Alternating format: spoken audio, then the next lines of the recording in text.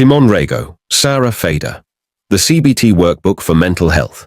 Evidence-based exercises to transform negative thoughts and manage your well-being.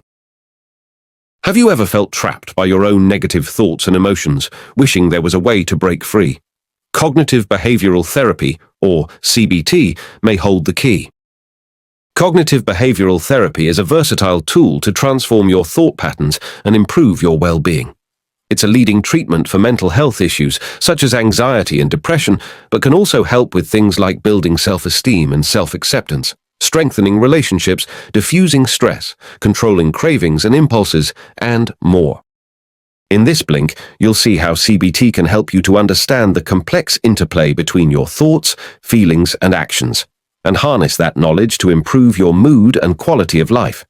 In particular, we'll look at working with self-esteem and self-compassion, dealing with fear of failure, and managing cravings. If you are struggling with significant mental health challenges, it's important to seek professional help. But for those looking to enhance their emotional well-being and build resilience on their own, the techniques discussed in this blink can be valuable additions to your mental health toolkit. Let's get started. The practice and promise of CBT. The power of CBT lies in its practical approach. Rather than simply exploring your past, CBT is focused on identifying your present challenges and equipping you with concrete tools to identify and change problematic thoughts and behavior patterns. At its core, CBT is a way to identify and modify the hidden cycles of thoughts, feelings, and reactions that influence our well-being. By methodically recording your automatic thoughts and labeling the cognitive distortions within them, you're able to consciously reframe them. You train yourself to default to healthier ways of answering life's challenges. CBT isn't about putting on rose-colored glasses, but rather freeing yourself from the prison of reactive thoughts. It grants you the autonomy to choose which thoughts have meaning and which can be discarded, to choose what actions align with your goals and values. With practice, you'll learn to face the full spectrum of your emotions with greater balance and equanimity. As you learn to uproot counterproductive thought patterns and sow more adaptive ones in their place, you may find yourself blossoming in unexpected ways, feeling lighter, more decisive, and more resilient. Self-esteem and the inner critic. How often do you find yourself grappling with self-doubt, questioning your worth, or being your own worst critic? It's all too easy to fall into negative self-talk and let your inner critics run the show. How should you address that nagging voice? One way is through building self-esteem. Self-esteem, at its core, is about valuing and respecting yourself, believing in your worth. It's a foundation upon which you can build the confidence to pursue your dreams. One simple way to cultivate self-esteem is to engage with activities that bring you joy, fulfillment, and a sense of accomplishment. Whether it's pursuing a creative passion or volunteering for a cause you believe in, certain grounding experiences remind you of your unique talents and capabilities. By prioritizing what nourishes you and challenges you to grow, you connect with what matters to you as an individual, nurturing your self-esteem. Now, what about that inner critic? Here's a specific exercise which can help the two of you develop a more constructive relationship by letting you observe how your inner critic may actually be trying to help, albeit in a maladaptive way. To begin, sit quietly and listen to your thoughts for 5 minutes. What self-critical thoughts come to mind? Just notice what comes without judging or trying to stop them. These are what we call automatic thoughts. Write them down. Next, review your list of self-critical thoughts and circle 3 of them that you find most bothersome. We call these your hot thoughts. Now, look at these 3 hot thoughts objectively and see if you can reframe them as more constructive, helpful statements. For example, I'm terrible with money could be reframed as, I'd like help with money management. I'm not a good friend could be reframed as, I care about improving my friendships and will think of something nice to do for a friend. I'm a lazy parent could be reframed as, I'm tired, but I care about my children. I will think of a small way to show them I care, despite feeling tired. By practicing this reframing technique, you'll start to recognize that your inner critic, while harsh, is often trying to help you improve. The key is to acknowledge its presence, but reframe its messages into more constructive, actionable feedback. By developing more positive self-talk and a productive relationship with your inner critic, you can support your personal growth and self-esteem at the same time. Building strength and resilience through self-compassion. Have you ever noticed how much easier it is to offer compassion to someone else than to yourself? When times are tough, it's easy to get caught up in self-judgment, evaluation, or blame. Imagine if you could extend the same kindness and understanding to yourself that you offer your dearest friends. When you practice self-compassion, you help to ease your own suffering and create space for healing. Self-compassion is a tremendously powerful skill that you can cultivate. You can practice this exercise anywhere during your everyday life whenever you notice negative thoughts about yourself arising. Just follow these 4 steps. Step 1 for self-compassion is this. When you notice a negative thought causing you pain, simply acknowledge that the thought has arisen. Next comes step 2. Instead of trying to suppress or argue with the thought, note how it makes you feel. Step 3 for self-compassion is to respond to the thought with a gentle, compassionate voice, either aloud or in your mind. Acknowledge to this part of yourself that you're experiencing something difficult and offer it compassion. For example, if you catch yourself thinking, "I hate my life, I have nothing going for me," you might say something like, "I'm sorry you're hurting right now. Life has been tough lately, and it's okay to be sad." Finally, we have step 4. After each self-compassionate response, take a moment to notice how you feel. It may feel strange or counterintuitive at first to be addressing yourself, but try it and see how you react. You may notice a sense of support or comfort, similar to what you would get from a friend. That's no coincidence. You're being a friend to yourself. By incorporating the practice of self-compassion into your daily life, you'll begin to cultivate a kinder, more understanding relationship with yourself. This doesn't mean that you'll never experience negative thoughts or difficult emotions, but by learning to respond to them with compassion, you'll be better equipped to weather life's storms and maintain a sense of inner stability and self-worth. Don't miss out on this powerful practice. Remember, while it may feel awkward or unfamiliar at first, this isn't about self-pity or self-indulgence.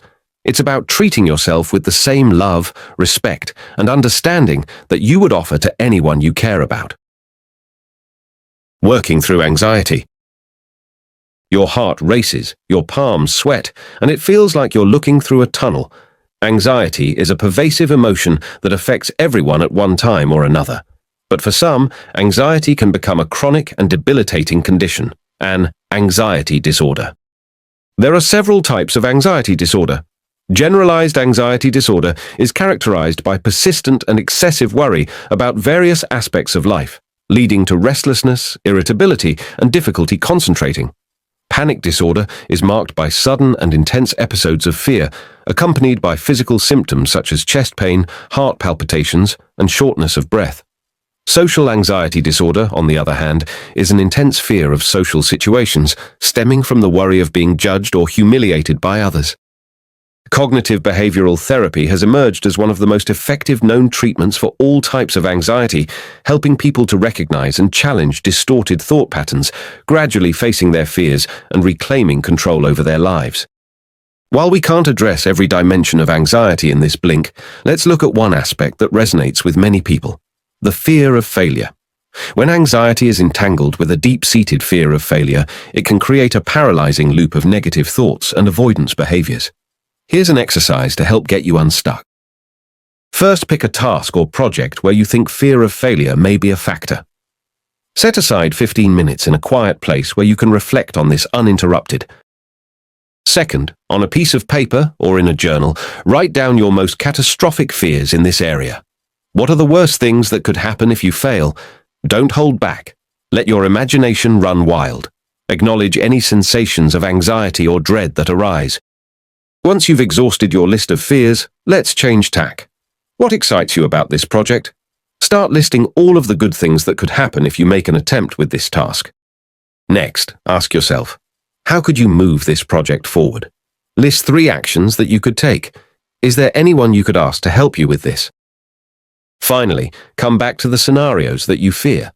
Challenge yourself to envision how you would cope if one actually came to pass. What would you do? How would you support yourself emotionally and practically? What inner and outer resources could you draw upon? Here you can also reflect on your track record of facing difficulties in the past. Remind yourself of times you've weathered failure, disappointment, or hardship and emerged on the other side. This evidence of your resilience can offer a counterpoint to your catastrophic fears. By directly confronting your worst-case fears in this way, you begin to expose them as distorted and exaggerated. You reconnect with your capacity to handle adversity, and failure starts to lose some of its paralytic power. Congratulations! You've taken a courageous step toward anxiety-proofing your mindset around failure. Coping with cravings. Do you struggle with cravings? Cravings are a natural part of the human experience, but whether directed at food, stimulation, or mind-altering substances like alcohol, cravings can lead to overindulgence and destructive habits if left unchecked. By cultivating the ability to endure and outlast these cravings without acting upon them, we can develop mastery over our own minds. Cravings are rooted in the interplay of neurochemicals within the brain's reward system. Dopamine serves to reinforce the desire to repeat gratifying experiences. Oxytocin, the so-called love hormone, is also implicated in the reward centers of the brain and is increasingly being studied in relation to addictive behaviors. The greater the surge of these chemicals in response to an activity, the more powerful the urge to seek it out again and again, potentially ensnaring us in a cycle of addiction. Food cravings in particular are often tied to our emotional state. Stress can dramatically alter our eating patterns, driving some to seek solace in overeating while causing others to lose their appetite completely. The Rate Your Hunger exercise is a simple yet effective tool you can use before a meal to tune into how hungry you really are.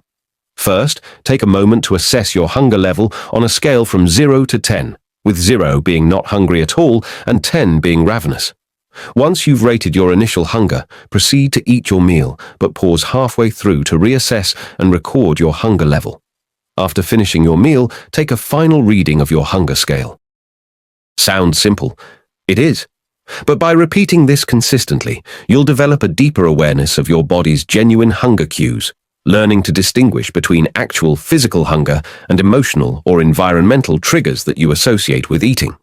Over time, this heightened sensitivity will help you to make more intuitive choices about when to eat and how much, ultimately fostering a healthier, more balanced relationship with food. Another type of craving that might affect you is a craving for stimulation or an adrenaline rush, which can lead to risky or self-destructive behaviors. Here, you can use the Visualize a Calm Place exercise to help calm your mind and body. Find a quiet, comfortable space where you can sit or lie down. Close your eyes and picture yourself in a serene setting, such as a tranquil beach or forest. Engage all of your senses as you immerse yourself in this imaginary place. Feel the warmth of the sun on your skin. Hear the sounds around. Smell the clean air. Relax into this scene, letting go of any thoughts or worries that arise.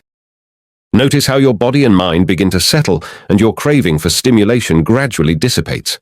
When you feel ready, gently open your eyes and take a moment to reflect on the experience, observing any shifts in your thoughts or emotions. With regular practice, the Visualize a Calm Place exercise can become a reliable tool for managing your stimulation cravings, helping you to cultivate a greater sense of peace and balance. Yet another tool from cognitive behavioral therapy that can help you in your daily life.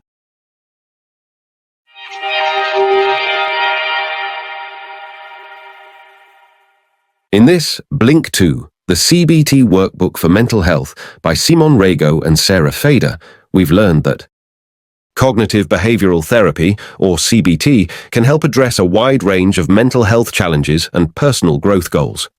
By systematically identifying and reframing distorted thoughts, you can break free from negative self-talk and cultivate healthier ways of interpreting and responding to life's challenges. CBT offers many practical techniques for challenges like building self-esteem, practicing self-compassion, coping with anxiety, and managing cravings and addictive behaviors. CBT is no magic bullet, and it takes work to get results. But it does offer a robust set of tools that, when put into practice, can help you navigate life's ups and downs with greater resilience.